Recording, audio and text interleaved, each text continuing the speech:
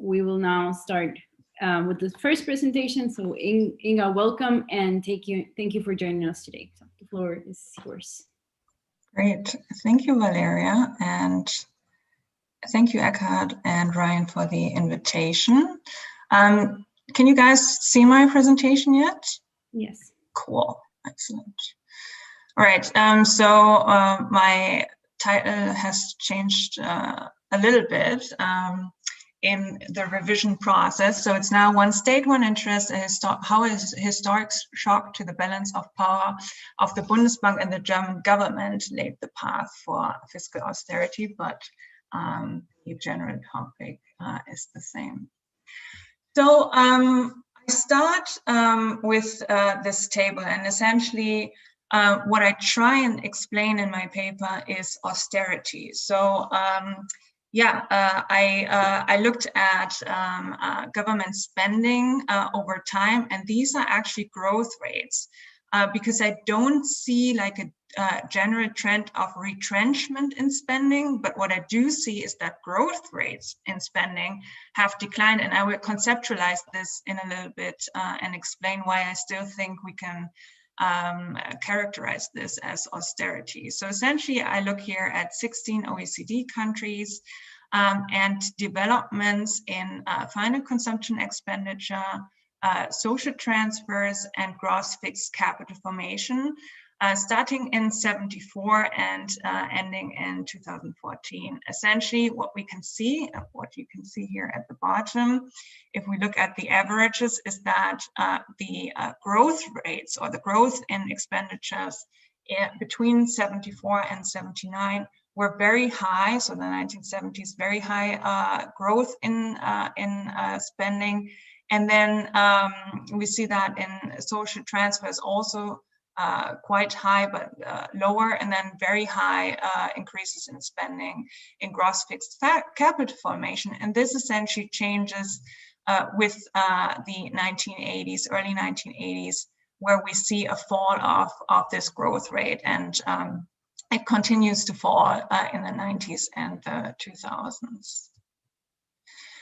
So why do I think this is still austerity? I think I wouldn't have to convince this audience too much that I think this is austerity, but how do I conceptualize this? I essentially follow Paul Pearson here and his concept of fiscal stress, and I tie this in with Streeck and Daniel Mertens as well, who have a more structured approach. But what does fiscal stress mean in Pearson's understanding? Essentially, it's a situation where fiscal discretion of the state is constrained, and this happens through two developments. On the one hand, we see a rising need for spending, but at the same time, there's limited room for finance. So, kind of makes sense. Essentially, governments would like to spend more or have to spend more in certain areas, but they can't because essentially markets are working against this. In terms of the need for spending, where does this originate? And this is Paul Pearson proper. He essentially explains these are endogenous pressures of a post-industrial society. So we see stagnating productivity, aging, and unemployment, and all these developments would generally push the state into higher levels of spending, or would require higher levels of spending.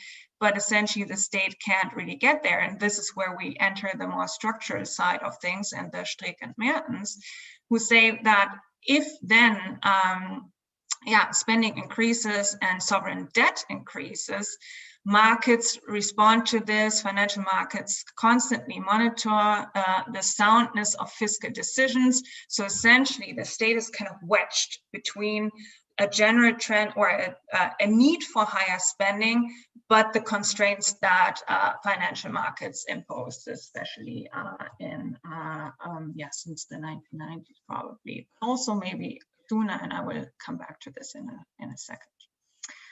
So what are the existing explanations of austerity, and what are they missing? So essentially what I am saying is there is already quite a substantial literature, and they do have very good explanations, including capital mobility, ideational change, and also to some extent institutional developments. But interestingly, what we don't have, at least in the comparative political economy literature, is a good grasp of the relationship of different state actors within the state. And specifically, what I am interested in is central banks and fiscal policymakers. And at least theoretically, conceptually, we haven't really looked at this relationship so much. And I want to bring this in, or bring this back in.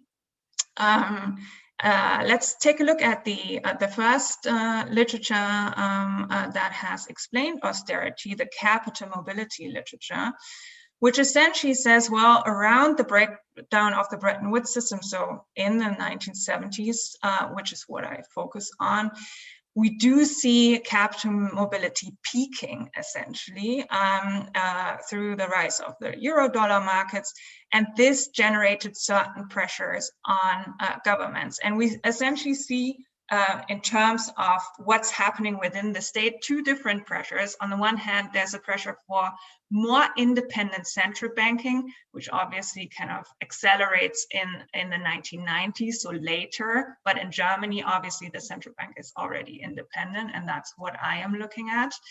And on the other hand, markets generally put pressures on governments to consolidate their budgets. So we have the central bank and the government both under pressure. But we also know from the central bank literature that these actors were often in conflict, often clashed over policy solutions. So essentially at the moment, everything kind of points in the same direction, but I would say it would make sense to kind of disentangle this a little bit and look at the different interests of these actors and the different powers of these actors within the state. The second literature is the ideational literature, and they say, well, structural processes are not important in and of itself, or not alone important. Actually, we also have to understand how state actors interpret the economic situation, how they interpret crises, and so on. So essentially, they kind of bring a new angle. But again, we know that central banks, and especially independent central banks, obviously, and governments have very different visions and ideas of how macroeconomic policymaking should look like and what the state should respond to. So again, we should, I think, look more at the clashes. And then, yes, ideas obviously change, so I agree with this, but I think we also have to kind of look at how these actors interact. And finally, and this is actually the main kind of group that I wanna respond to, is institutionalism and the VOC approach, obviously in the comparative political economy, dominant since the early 2000s, who do look at the different state actors and how they interact, but obviously they say, well, there's complementarity between them, which is already a problem because then we can't really look at their interaction. And they emphasize, or predominantly look at monetary policy making and wage bargaining systems, but interestingly, not so much monetary policy making and fiscal policy making, which would be kind of the obvious, for me, it would be the obvious relationship you would have to look at. And they don't really do that. They kind of say, well, wage bargaining and monetary policy making, they have to fit. And then fiscal policy actors also have to accommodate this, but they don't talk about how these actors actually interact. So again, of my idea, it would be great to look at more depth into these relationships. So what do I do in my paper? I use theory testing, process tracing after Beach and Peterson, and I develop a causal mechanism of power struggles between central banks and the government. And specifically, I look at the moment of the breakdown of the Bretton Woods system, which I think is the moment where the central bank gained power through kind of a moment or a change in the global legal and economic sphere. And this generated a specific power struggle between these two actors within the state. I test this on a most likely case, Germany. Essentially, Germany is most likely because the Bundesbank obviously was one of the most powerful central banks in the world and one of the first independent central banks in the world. So obviously, if there is power, it's in Germany. But that doesn't necessarily mean, so in comparative studies, we usually like the least likely case. But this case where we have never tested this causal mechanism can kind of function as a first test to see if this even works. And then you can apply this to a least likely case later. And I use archival documents from the Bundesarchiv in Koblenz and the historical archive of the German Bundesbank to kind of look at two different actors. Theoretically, I, at the moment, tie in critical junctures and the central bank literature. And so critical junctures being based in historical institutionalism. And Capoccia here defines critical junctures as moments in institutional development in which an event or a series of events generates a phase of uncertainty among policy actors. And this opens up an extended range of policy options after structural, meaning economic, cultural, ideological, and organizational influences on policy action are relaxed. So essentially, you're in a moment where all the structural constraints, but not all of them, I'll get back to this in a second, many structural constraints are relaxed or inactive because there is a crisis or there is a big shift in the international sphere, which is what I'm looking at. And they can then kind of go in a different direction in terms of policy making. And I specifically focus here on Capoccia and Kieleman, who emphasized that in this critical juncture, it's not random where where the path is going, but it's critically defined by who the most powerful actor within the institutional framework is. So within this framework, I can say, well, the Bundesbank is very powerful, and it's particularly powerful after the breakdown of the Bretton Woods system. And that is how the path is essentially changed, because there's a shift in power relations with the government.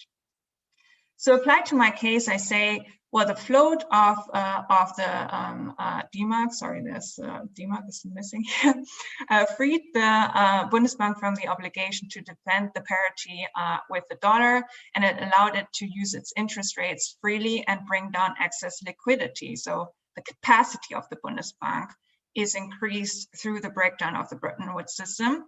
And I developed two different strategies that the Bundesbank then uses to influence fiscal outcomes. It first selectively introduces new monetary policy instruments, which it can always do as an independent central bank, or as independent as the Bundesbank was. It could implement whatever monetary policy making it wanted to implement. And here it implements a target to strategically signal to fiscal actors. But this is still like in the monetary realm. So obviously they can change their policy making and then signal to other actors, hey, this is where we're going, follow us so we don't increase interest rates. That's the first step. But the second step is a little bit more forceful. And this is where they explicitly use their institutional power, so interest rates, and also the political and economic circumstances at the time to intervene into the fiscal sphere. So they essentially, I call this bargaining, but could also be probably a little bit more a stronger concept for this, because they essentially say, well, I know that, or we know that given the political circumstances, you need lower interest rates, and you can have them if you implement these fiscal instruments that we want to see. So they actively intervene into the fiscal sphere. This is the mechanism. Yeah. So the X starting here being the breakdown of the Bretton Woods system is kind of the trigger of this mechanism. Then we have the mechanism, which is the within state power struggle mechanism. And here we have this action of overreach of the central bank. And here we have the action of bargaining of the central bank. And the outcome is essentially more restrictive fiscal reforms. Okay, so here are my empirics.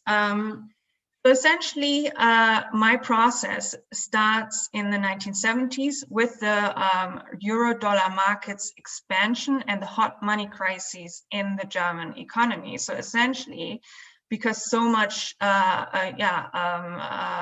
money was flowing into the German economy, the Bundesbank is essentially constrained in its ability to limit liquidity in the German economy, and that also has to do with the Bretton Woods system, essentially constraining its ability to focus on the domestic economy. And this changes with the float, so that's the trigger essentially. Now the Bundesbank is free of the exchange rate obligation, and it can forcefully use restrictive policies to work against whatever, wherever liquidity is originating in the German economy. So that's the trigger.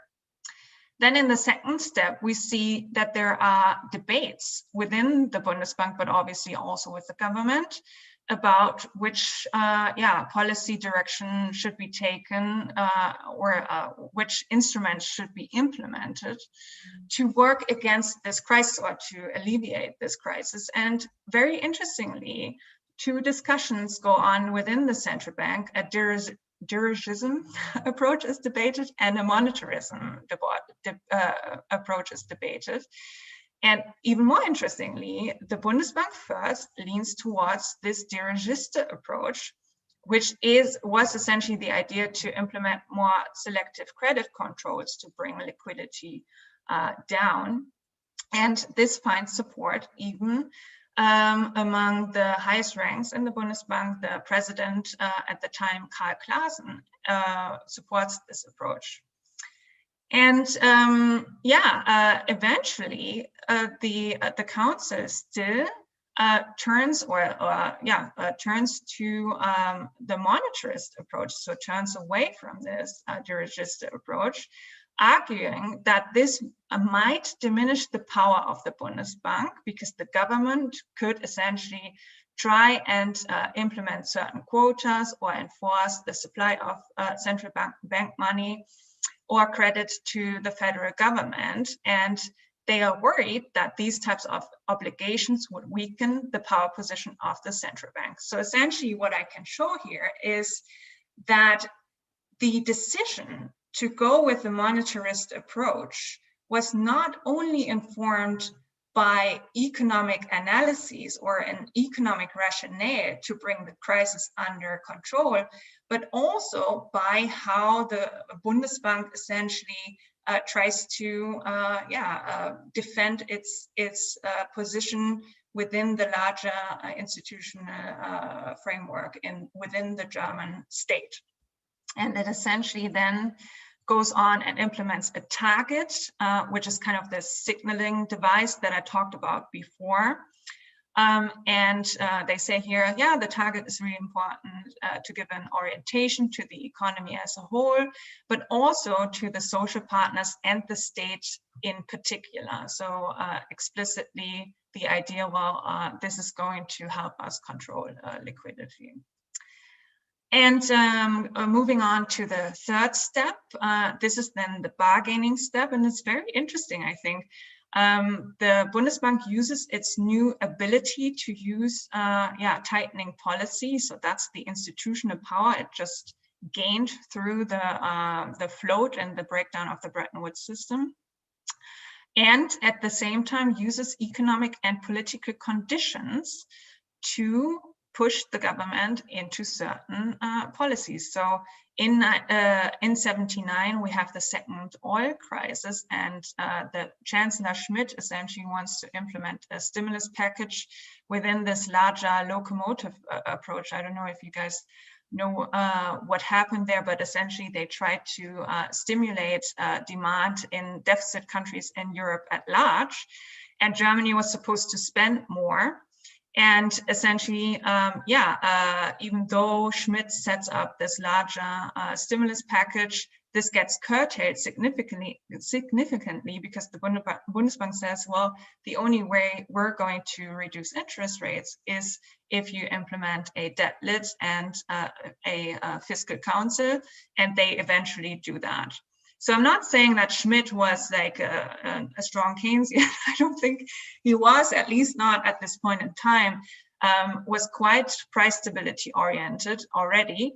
But there were some moments where they wanted to implement larger stimulus packages, and the Bundesbank essentially bargained with them using the larger economic and political conditions to ask them to change their fiscal policy stance. I'm already at my conclusion. Essentially what I'm trying to say in my paper is that institutional power, and here of the central bank, was critical in changing fiscal policy stances and contributed to some extent to austerity. And I think what future research would have to do is obviously to test whether these mechanisms that the mechanism that I developed and the different steps, if they also apply to other countries, obviously, depending on central bank independence, and that increased in many countries only in the 1990s, so it would probably be a later process. But it would have to be tested if we can see similar activities of central banks in other countries. And in my conclusion, I also tie this back to the growth model literature. So obviously, because the post-Keynesian scholars like Engelbert Stockhammer focus on capital mobility, this is clearly an approach that could be tied back to this debate. And Baccaro and Pontusson emphasizing the demand side view of the economy. So my paper clearly speaks to this as well, but I do think that we could benefit by or from looking even more at these kind of power relations within the state and bring back a little bit of an institutional approach that we kind of moved to the side or disposed of maybe a little bit with the growth model literature, which is obviously more interested in macroeconomic dynamics, which is great, I think. But I too think it would be useful to have this kind of power approach and within state development included here as well. Yeah, that was it.